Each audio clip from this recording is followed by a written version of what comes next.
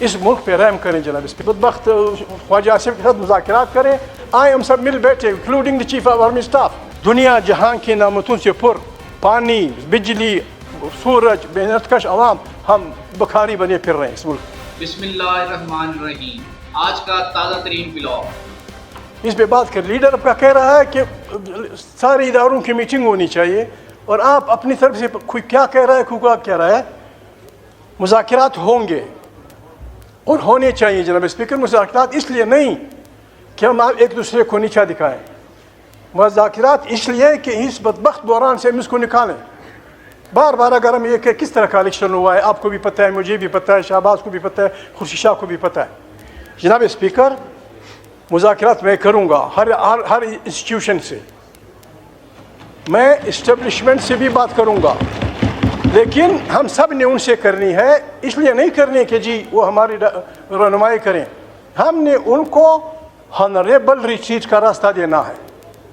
ہم نے اسٹیبلشمنٹ سے کہنا ہے کہ آپ ہماری اسٹیبلشمنٹ ہیں، آپ ہمیں عزیز ہیں، ہماری فوج ہے، ہمارے ادارے، مہربانی کریں بس ہمارے ساتھ بیٹھیں.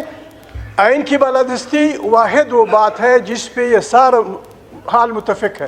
نواز شریف اس پہ متفق ہیں، زرداری صاحب اس پہ متفق ہیں، جماعت اسلامی متفق ہے، جمعیت علماء اسلام متفق ہیں، پاکستان کی تمام MQM سارے اس پہ متفق ہیں کہ اس ملک میں آئین کی بالادستی پہ ہم وہ کریں.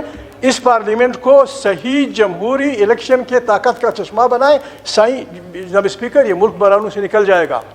یہ کہ ہم ایک دوسرے لیڈر آپ کا میرا دوست میاں صاحب کہتے ہیں کہ مذاکرات ہونے چاہیے، پیچھے سے آپ ایک دوسرے کو چھریاں مارتے ہیں. آپ سے میں ذاتی ریکویسٹ کرتا ہوں، مجھے آپ سے گلہ بھی ہے، میں آپ سے چھیڑتا بھی ہوں، جھگڑا بھی کرتا ہوں. آپ جناب اسپیکر مہربانی کریں، don't be a Muslim League member, don't be a member of the Muslim League. آپ اس ہاؤس کے کسٹوڈین بن کے کام کریں. We will support you. آپ کسٹوڈین بنے. آپ کی طرف سے جب خط جاتے ہیں الیکشن کمیشن، اور وہ ایسے ہوتے ہیں جو اس ساری پارٹی کی ساری پارلیمنٹ کی نمائندگی نہیں کرتے، تو ہمیں گلہ ہوتا ہے.